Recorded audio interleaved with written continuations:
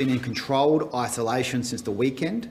There is no reason to believe he was infectious during his very limited time in the community.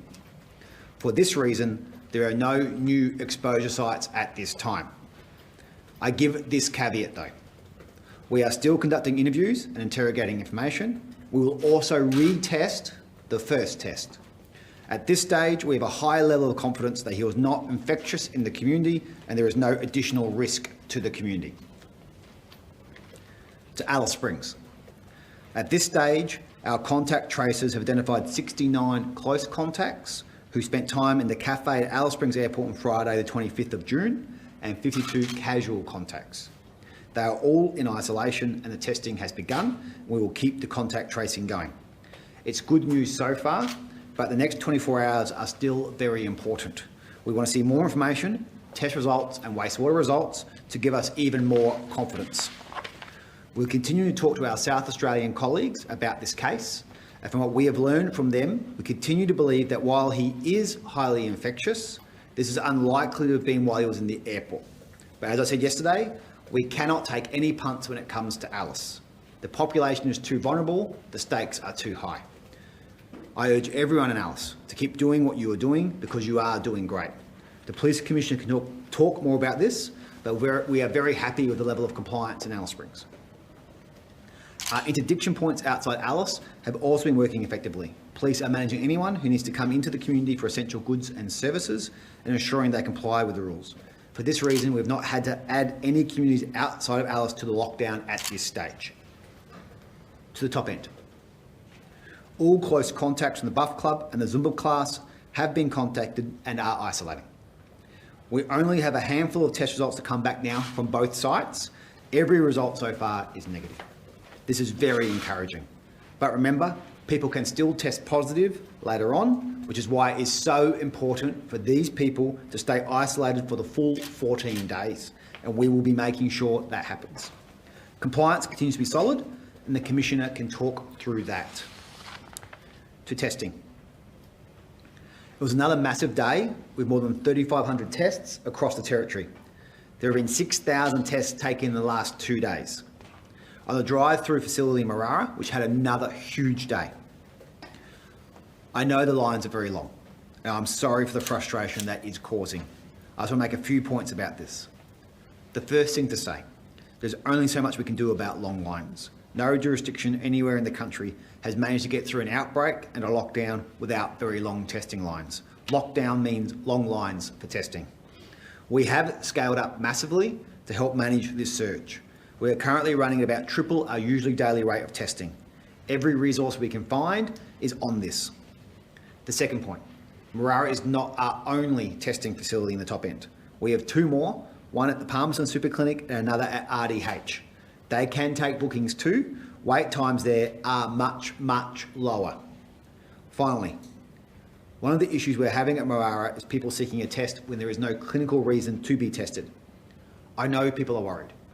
I know a negative result gives peace of mind, but we really need to prioritise those who may have been contacts of a positive case.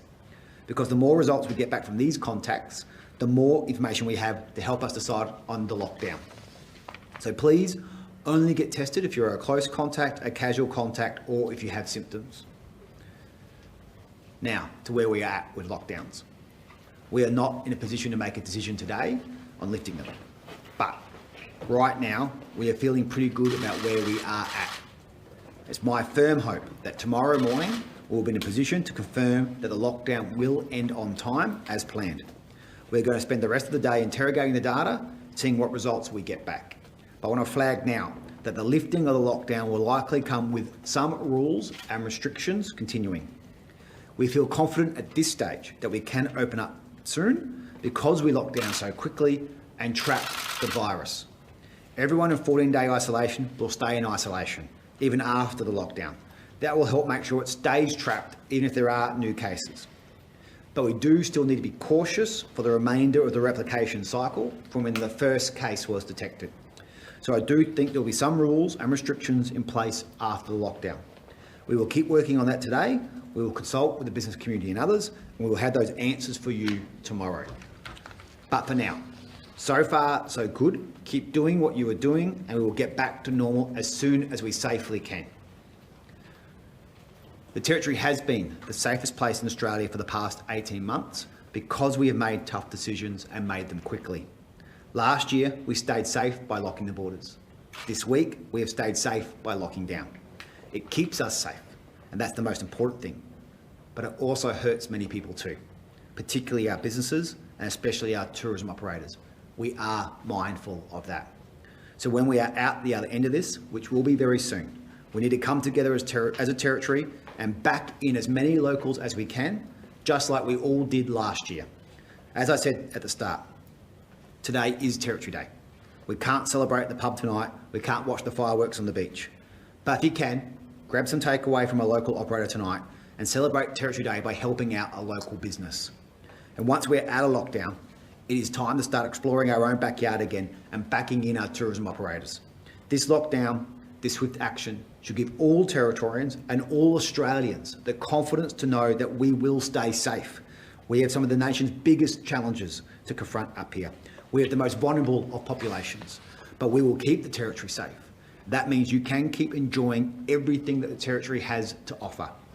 We will keep being the safest and the best, and the Territory will keep its hard-earned title as Australia's comeback capital. Thank you.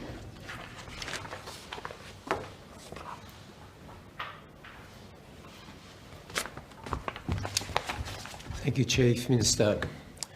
So, yes, happy Territory Day to Territorians and those who've come to visit us. And yes, let's celebrate in a different way. In fact, we have to do a whole lot of things in a different way at the moment through the pandemic, but also particularly at the moment with the lockdown. Now, I first thank people for understanding, I hope, why we are doing this. And I want also to thank people who've really cooperated well. I want to reinforce what the Chief Minister said, though, about testing, because it's not just the large numbers of people who are presenting for a test, it's also when those swabs are collected, they need to be processed in a laboratory. So please consider whether you really are either symptomatic or actually in any way you've been exposed. And we're trying to identify constantly those people. So for me also, the wearing of masks, we've got to think about when we exit the lockdown, what controls, what adjustments will we have in place? So for those of us who remember what we did last year, when we had our soft lockdown and exit, there were certain things that were actually allowed to happen, and there were things that, because of the risk and the risk setting or the activity, were not allowed to happen straight away. We need to have, and my team are reviewing this and others, about actually with the lens of the Delta strain. Much more infective, double the infectivity, earlier infectivity, but we need to still consider the 14 days a replication cycle because we're not quite sure about what this virus is in its behaviour. So that's the science and the epidemiology. Can I just again thank people for cooperating. It is tough, and it's been tough on our businesses, our cafes. So yes, please support them by doing something to celebrate Territory Day. I want to add though, for those who may have acquired fireworks before Territory Day, given that you're not meant to, but you need to consider the use of fireworks in a contained environment, such as a backyard. We do see every year when fireworks are used that they can cause serious burns, eye injuries and so forth, especially children. Yesterday there were people who are interested in the language I spoke for Central Australia. So I would like to say the same words in another language that Aboriginal people in the top end would understand, based on where I've lived and worked. Ayema Kijbu Nakamani Ilja, Kumalame, Yemed. COVID-19, cheeky virus, Gatmabu, Yemed. Vaccine, Gamak. COVID-19 vaccine, Gamak, Ma. So if I could actually switch to what we are going to find out during today, the expert panel committee that meets every day and sometimes twice a day will review the results that we're receiving, in particular the case in South Australia. And I note that there's been no new cases at this stage. But remember, the science is that the first test is really to identify people who are positive, and then they are separated from the rest of the group. The second test is really the information that's most useful, and we've seen that in our quarantine facility in Darwin today, overnight. The other one is, of course, we've got additional tools that will help us guide how we exit this lockdown, and that's wastewater testing. That's going to be useful as well. So please be patient. We'll get information to you as soon as we have it in terms of the risks and maybe the reduction or adjustments to the controls we have in place. Thank you.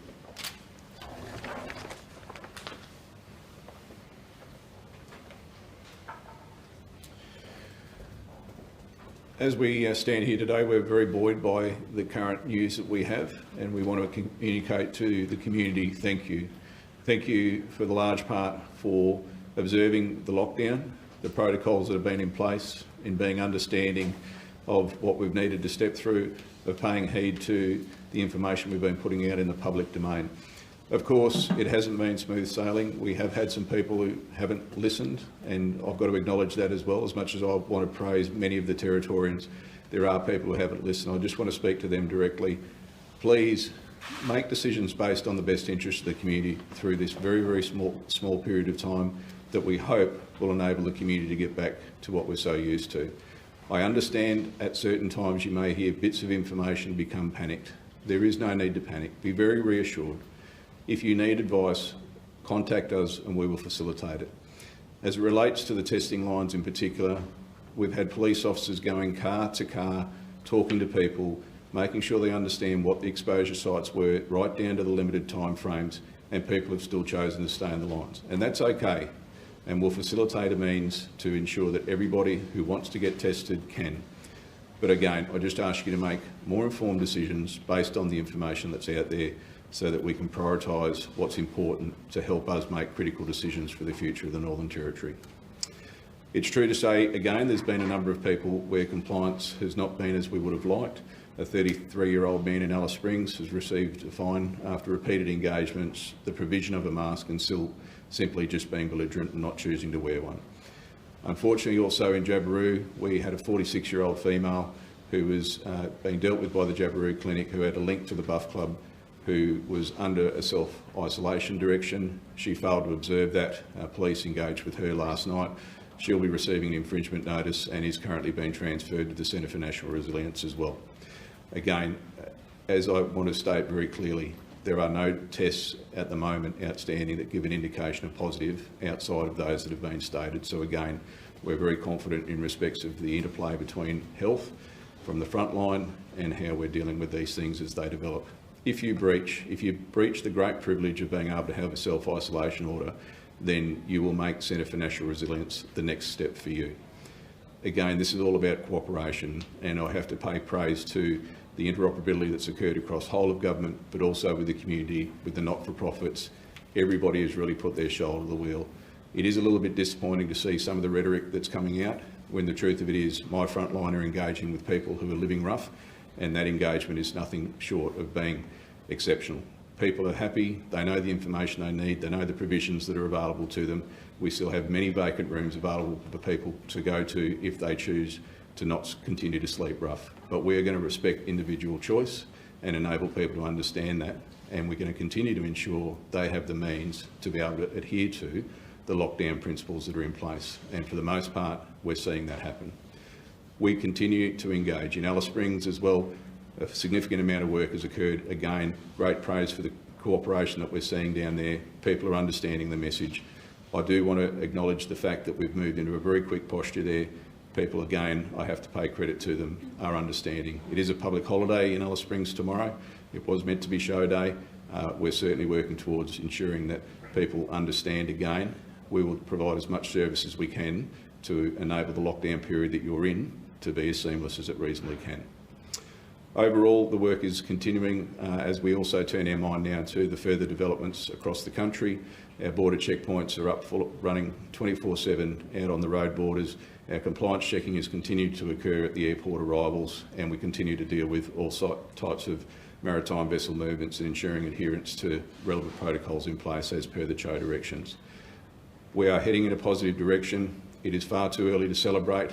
We should be cautiously confident that we've done all that we reasonably can, and I ask the community to continue that journey with us. Thank you.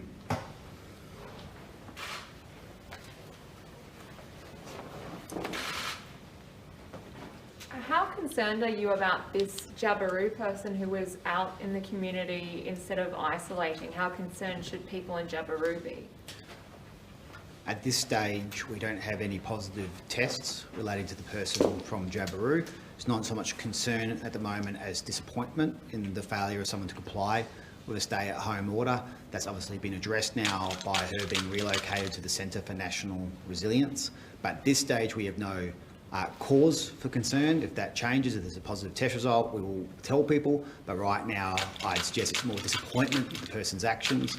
As the Commissioner has shown, if we need to enforce compliance, we will enforce compliance.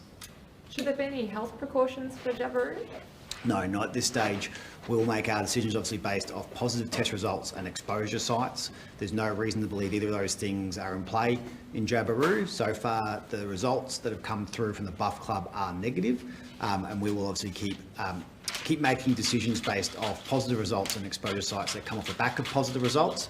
I believe we've shown both the Darwin and Alice Springs lockdown decisions that will make the tough, hard decisions we need to make, but we'll obviously make them against the evidence as well.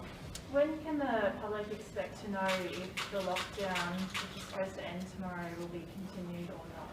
So we will keep meeting today, looking at the data, reviewing what an exit plan would look like, and we would, our preference would be to have a press conference probably even earlier tomorrow, depends on the nature of that information, to advise people. But I think at this stage, we wouldn't be in a position to make an announcement or decision today. It would be a decision and announcement tomorrow for the lockdown at 1. You believe that this new case today wasn't infectious before quarantine and there are no new exposure sites, but you said yesterday's case wasn't believed to have been infectious when at Alice Airport, so why make that exposure time frame so wide at the airport, and are you willing to reduce it?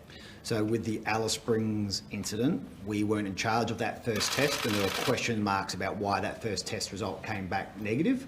We continue to talk to the South Australian CHO and her office about that first test result, what it means. And obviously, we know he is highly infectious and members of his household are infected. In this instance, we obviously have a case where we did the test inside the Centre for National Resilience, it came back negative. The second test inside the Centre for National Resilience came back positive. We are confident in the quality of the testing and what we did. We are retesting the first test, so we are triple checking what we have done. But at this stage, there are differences between the two incidents and how we are treating them as a result of that. Will that time frame at the airport likely reduce?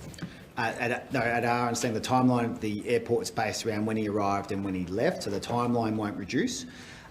What we want comfort on is obviously the extent to which he may or may not have been infected while he was there. We'll keep working the South Australian CHO in and around that. I know they're also being extremely cautionary because of the nature of the Delta variant, and they're testing everybody who was on the plane with him when he left Alice Springs. They're going through all those tests now. They don't have those test results either. They will also help us in the decisions that we make. So they're testing everybody who was on that Virgin flight. And obviously we're looking at the wastewater and the other test that we did in Alice Springs yesterday around the close and casual contacts. So working through all that testing data, we'll look at the wastewater. We'll keep talking to the South Australian team. We'll monitor the results from that the South Australian team are doing on those people who are on the Virgin flight, and that will help give us all the information we need to know around Alice. How far along are you in identifying those close contacts with the Alice Springs Airport? So we identified all the close and casual contacts we have so far. We're still reviewing that CCTV footage and going through all that contact tracing. So that is a long effort. We feel we've done a good effort so far, is my understanding, about who we have traced and the directions we've given to them, with priority obviously on the close contacts up front over the casual contacts. And I gave that number out earlier in the press conference. I don't have it in front of me right now about the close contacts we've identified in Alice Springs. When do you expect to identify all those people? I might pass to Dr. Heggie. Thank you. That's a really important question because, you might say, well, why hadn't it been done already? Noting that the person that had tested positive when they got to Adelaide had spent 7 hours in the airport. That's a lot of CCTV to look at in terms of the people who actually came and went from the cafe, and indeed how close, what proximity they actually had to the person. So that takes the time, and then you've got to then identify who they are and then contact them and verify what has been accounted for on the CCTV. So this is contact tracing, and it isn't even one interview. It's not one conversation. There's the initial text that said you've been identified, and this is why the using any form of attendance record, but especially the Territory app, no matter if you only go somewhere for a few minutes, to actually register in a way that you can be then contacted.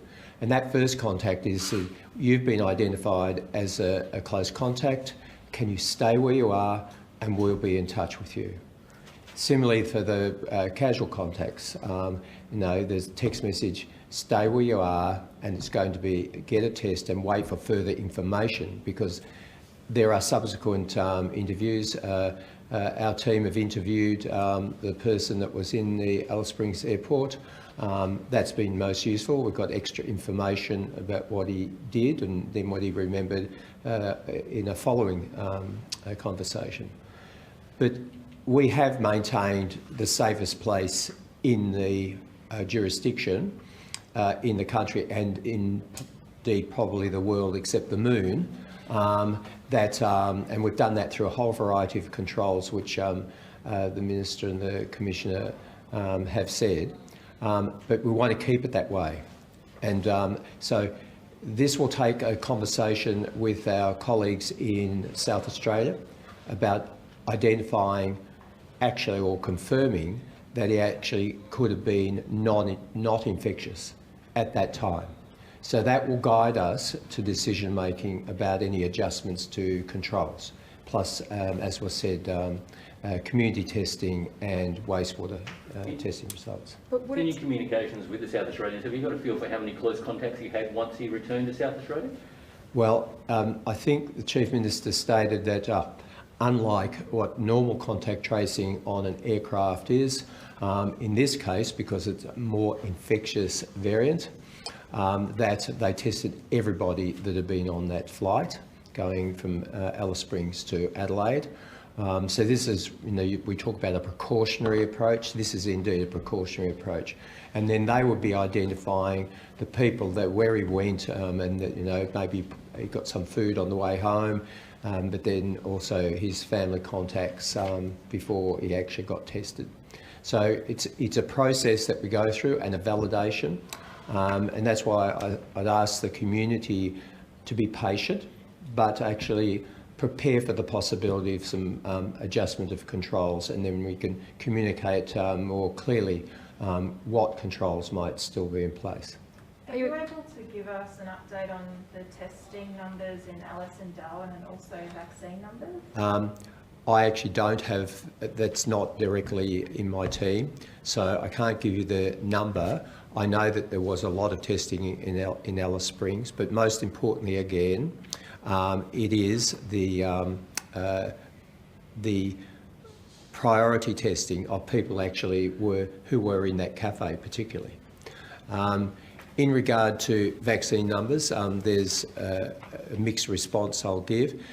We have vaccine numbers that are delivered, or vaccines are delivered through territory government sites and services, and then there are those that are delivered by the Aboriginal Community Control sector, and their reporting of vaccine rates is done to the Commonwealth.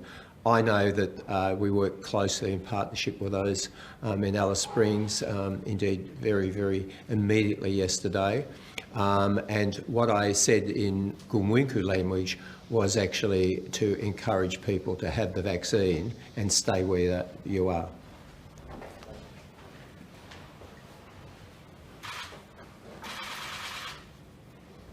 In Darwin, we took 3,500 tests yesterday approximately, and the day before 2,500 tests. Average daily rate's normally around 1,000 tests, so we did around triple the amount of testing over the last 2 days. In Alice Springs, I think it was around the 350 mark. I'll get that double check for you. That were tests taken yesterday, which is obviously important. With the vaccination rate, Dr. Higgy's correct. Obviously, there's some complexity to the rollout in the territory, more complex than in other parts, because we have a partnership with the Australian government through the ARCHOs about remotes. But the headline numbers, 29% one dose, 15.2% two dose, and I say the national average is around 5%. So we have a good vaccination rate in the territory, but we still remain a long way off the numbers we would like to get to be able to make any policy decisions at the back of vaccination rates. So we're still trying to get out as quickly as we can, the vaccination. I thank Territorians for being very good at vaccinating, but there's still a lot of work to do when it comes to vaccination rates. And yesterday, or earlier this week, there was a crane when cars were lined up to get tested, and you've got the vaccine hub to open up in the same Marara complex. Are you sort of concerned about traffic management there, and are you going to maybe look at moving locations for one of those hubs? I'll let the Commissioner comment on this in a minute. Marara has been identified as an area that normally handles large volumes of traffic and has a lot of traffic management plans designed in and around it. That's the purpose of the Marara Sporting Precinct, to be able to manage and handle traffic. I know there's been a number of changes made on site for the last couple of days about that traffic flow and how to manage that traffic flow. I'll have the Commissioner add further to the answer.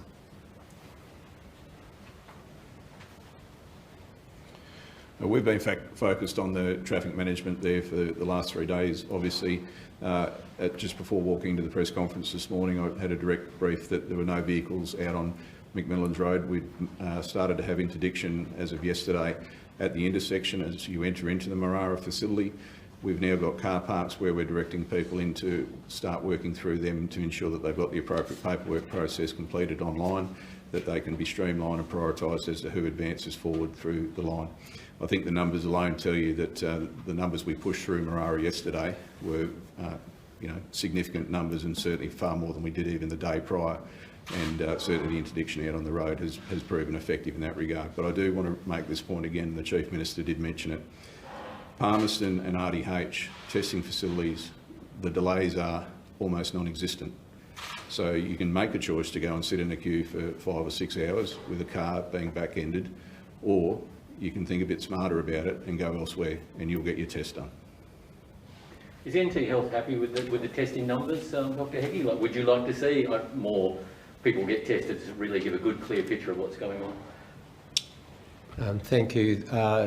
Importantly, of course, we do want to see testing, but mostly we want to see testing that's done with prioritisation. At the moment, we're talking about a small number of cases.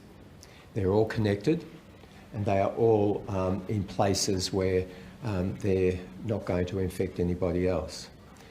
If we actually ended up with evidence of other cases, and particularly unlinked or mystery cases, which might suggest community transmission, and wastewater is another way of assessing that, then of course we would want broader community testing. But that's not the case at the moment. I think the opportunities for people, especially if you have symptoms, and I'll repeat again, some of the symptoms are unusual, like just a loss of or change in taste and smell, or even diarrhoea, not just the the sneezing and the coughing, and some people have just had a headache. So I'd say to people, it's about priority of testing, but particularly those people who are symptomatic. We want them tested, and there are ways, as the Commissioner has just said, about getting that more quickly. What kind of restrictions are we looking at if we do reopen? Will masks remain? Will we be able to sit down at restaurants? If I would answer this by saying we've been working on this before, and we now each day are reviewing the plan, the exit plan that we had before, particularly with, I said, the lens of a Delta strain, and maybe things different than they were before. But I don't know if you were here this time when we had our exit last year, but there were a range of things that could happen with controls in place. It wasn't based on necessarily numbers, and I'll give an example of this, that we had seated meals and alcohol with the meals in some of the hospitality venues. So it wasn't about the a number. It was more about the capacity of the venue to be able to create that physical distance. And I've got to say, I've liked physical distancing rather than social distancing. So we'll be reviewing all of those plans and provide that information in due course. But there's potentially going to have to be some, because the Chief Minister said that it's about replication cycles. And so we don't just think that we can run into the streets and start dancing and partying, because we don't want to find that in a week's time there actually got detection of community cases. How many people are in the red zone at Howard Springs? Again, I don't have the direct information because it is a mixture of the international travellers plus any of the cases that have been transferred there. So for people who don't understand, because I have been in quarantine at Howard Springs, that's an area where there's extra precautions because the persons are infected, and it's not just to protect the spread amongst one another. Of course, it's very important that any people who go into those zones delivering meals or testing or checking on people, that they're protected. So that number fluctuates for the reason we can have a surge in the number because of a plane load of 200 people from places in the world. Do we know how many people, sorry, I didn't realise you said you didn't know how many are in the red zone, but totally in Howard Springs at the moment? I can only quote a number that I think was given at the end of the day, but the Chief probably remembers that number. I believe it's around 500 on the international side and around 600 on the domestic side, and I think there was approximately 10 in the red zone, a number similar to that. So we're well short of where we were at when we were worried and asked for Indian flights to be restricted. If you remember back then, it was somewhere around the 50s, I think, there was the red zone. So we're well short of where we were when the cases peaked at one stage there with the repatriation flights from India. So everything's still going okay at Howard Springs. So those repat flights still continuing as usual? Yeah, so there was a flight in yesterday, but there's also an exit time in a very similar time. So it's basically one in, one out in the last 24 hours. So the numbers at Howard Springs are actually quite low, to be honest. Other premiers are calling for a reduction in overseas arrivals. Do you agree with that? For me, that goes to the integrity of their quarantine systems, or certainly with obviously the Queensland being in focus. So National Cabinet on Monday, we made the decision, that was a very self-evident decision in many ways, that you shouldn't cohort low-risk people with high-risk people. That was the case in Queensland. They were obviously under pressure at that point in time, and they couldn't manage the domestic intake in a way where they could keep it separate from the international intake. And we saw the gentleman who got infected at Tanami as a result of that 9-hour stay in the domestic quarantine, in the quarantine hotel in Brisbane.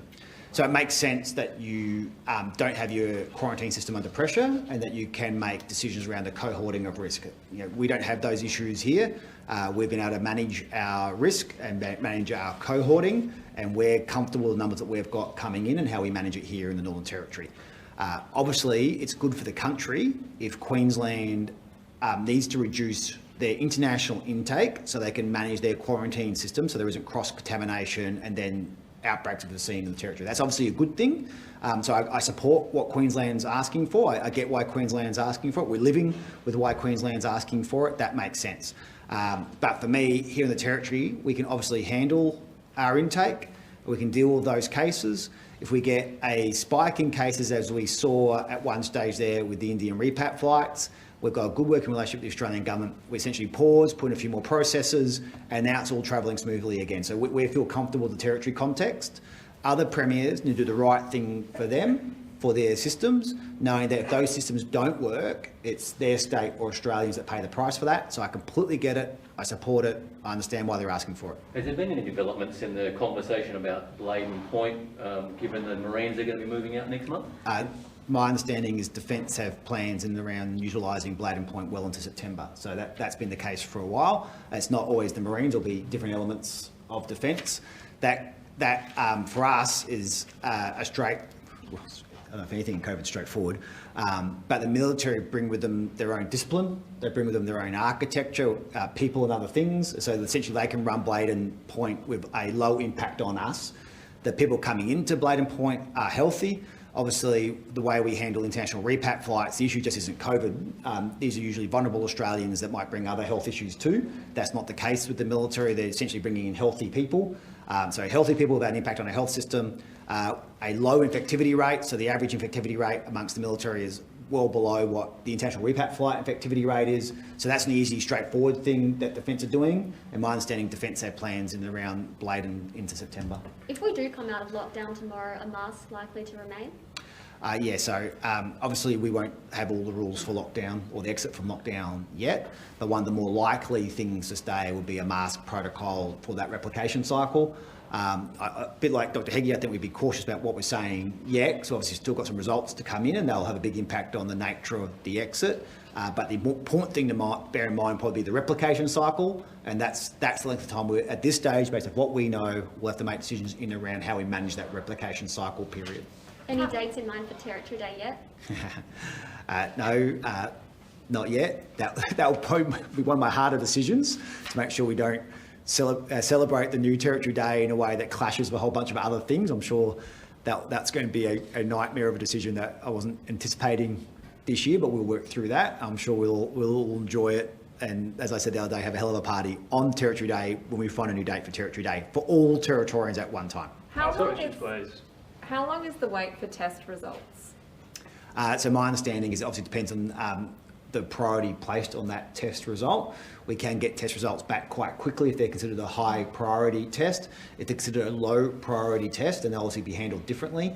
To make sure that we are separating out those categories, the very low volume, low priority tests are sent down to Perth, for example, to make sure we keep our assets here for the high priority test results that we need. But it is possible to get a result back within hours on the high priority testing. So it just simply depends on where the test is allocated. And on the other spectrum, how long are people waiting on the low risk? I'd be 24 to 48 hours, depending on where it sits. So that there are a number of people getting tested that don't meet any of the categories. It's good. We'll get them tested, sentinel testing in many ways, but they're considered a low-risk test. Chief, earlier the Commissioner talked about some rhetoric out there with regard to some policing, and I guess then we've seen NLC sort of talking about getting their communication stuff out in language now. How's your perception of the effort? This has been one of the biggest crises the NT's ever faced. How have we done, I guess, when you look at the media messaging in us relaying, and what you're feeling also on the broader messaging within the community? There are a number of things I want to review post-lockdown. So obviously we did a lot of scenario planning and testing coming into this lockdown. We had Dr. Finkel, the Chief Health Nurse, others come and kick our tyres and essentially test us over the last 18 months as well. So we've done a lot of prepping for the hope that this day never happened. This day has happened. And so obviously on the way out, we'll do a lot of debriefing and conversations around that as well. I don't want to judge it yet. I think we're still in the middle of it. My priority at the moment is managing it. But we'll obviously go through an extensive debrief process post this, both internally and in conversations with stakeholders, about how do we manage it, what are the things that we can improve, and how can we make sure that we continue to make the best decisions we can to keep Territorians safe from this point on. What's being done for communities who rely on Alice Springs for supplies? I touched upon that at the start. At this stage, we're not putting those communities into lockdown so they can have a normal life in those communities. What we've chosen to instead, because it's a 3-day lockdown, is to have a more individualised treatment at the interdiction point. So police are having an individual conversation with people who might need to access Alice Springs for groceries or medical supplies, and then talking about how they comply with a certain set of rules in entering the town and exiting the town. I can have the Commissioner talk to that more if you like. So it's about making sure they absolutely get what they need, but in a way that doesn't impact their local community.